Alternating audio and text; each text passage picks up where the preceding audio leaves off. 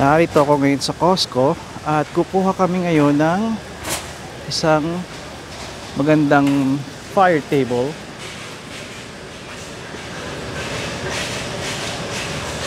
Ito siya. I-assemble ko siya ngayon. Pag nakauwi sa bahay, syempre maganda to kasi smokeless o ayon sa kanila, pero hindi ko pa alam talaga. Fire table, tapos pellets. Marami nang gumagamit ito yung mga wood pellets. I'll tell you more about that. Gamit din niya sa pagbabarbecue, yung grills. Isa sa mga nagustuhan ko dito, meron siyang lugar para sa wood nyo, kasi marami akong wood. May cover siya. Perfect ito sa mga bata na gagawa ng s'mores, just little gathering, di ba? Ito siya, yung actual niya, malaki siya. At ito nga pala yung gamit kong pansukat. Grabe yan, talagang Filipino style. Ngayon, ito ay yung takip. Yan, like that. Tapos ito yung ash collector. Pagtapos na kayo, tamang-tama sa aking compost, tataktak ko to. Pretty much ito lang ang kanyang design. Babalik ko na. Ang trick nito, kasi meron akong solo stove bili ni Mrs. T. Ang trick ng mga smokeless, may mga butas sila sa just the brim ng pit around it. Dito yan nasasak yung usok at na-re-burn ulit, kaya wala siyang usok. Huwag nyo lang dadamihan ng fuel. May cover din siya. Ito yung cover niya. Ayan. Stick like that. I wish they expand.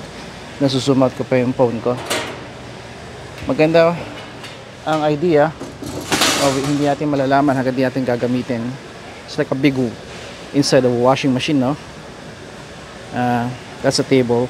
And here, dito, nagwa-wonder kayo, dito nyo ilalagay yung lava rocks. Comes with the lava rocks.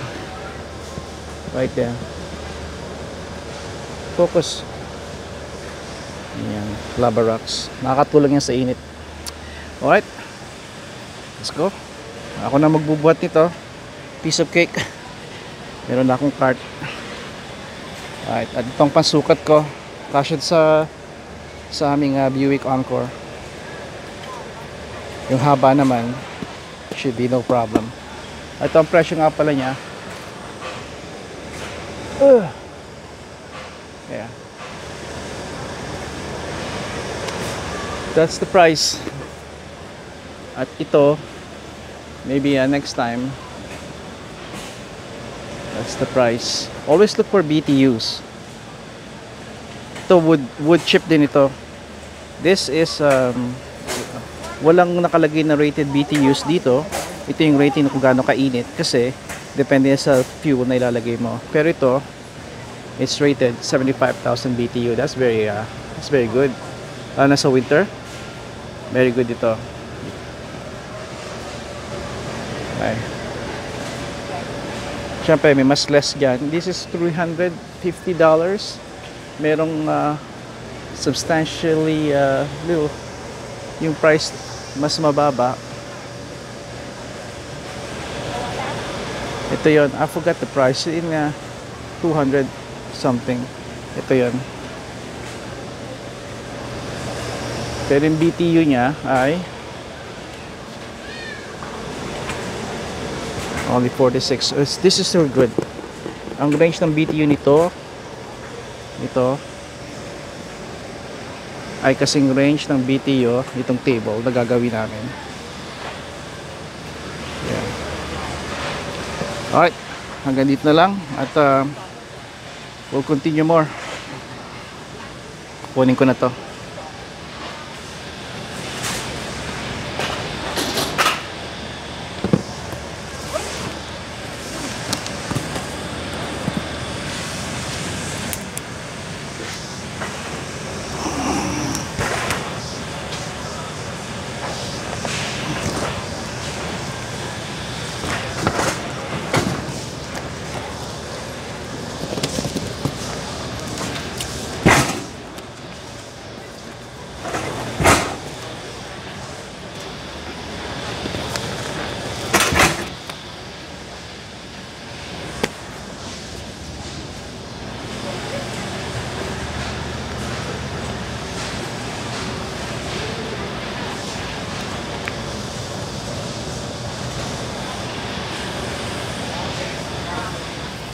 At syempre kailangan namin ng hardwood pellets, $18. Kaya kukuha ko ng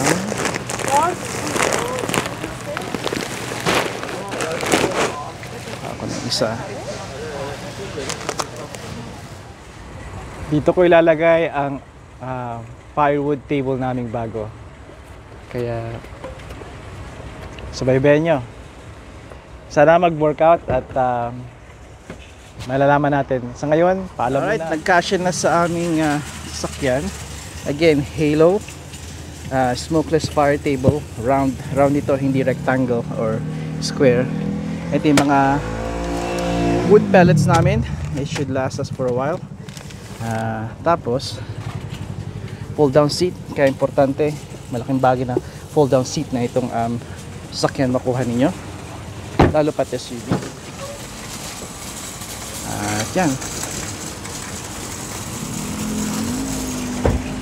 Alright, eto, naririto na yung itong aming bagong fire table na smokeless daw. Smokeless. Ito yung dimension. It's 55 by 22. Kaya plenty of room pa rin sa Buick Encore. 40 pound bag ng wood pellets. There you go. Pag bibili kayo ng wood pellets, you make sure na as much natural ang makukuha ninyo. Okay? Para naman na magandang burning experience ninyo. Pag burn ninyo na ito ng mga pellets. This is I've seen them burn this before. I've never really used it personally. Pero let me fix the there you go. Pero maganda siya. Again, I think still nothing beats yung old wood. At meron din ako noon, kaya yun ang nagugustuhan ko. Kagandahan noon. Kaya we'll see.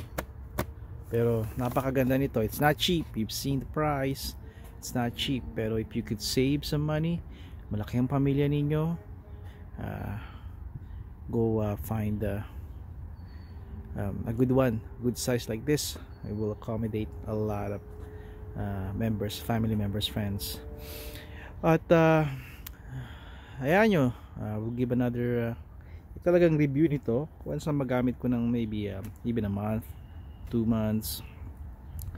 Definitely gagamitin to sa winter. Maybe dito ako magbablog pag may apoy, anumang weather yon. Sigurado hindi kainitan ng summer. At ito yung pinakang isa sa mga alternatibo namin na maging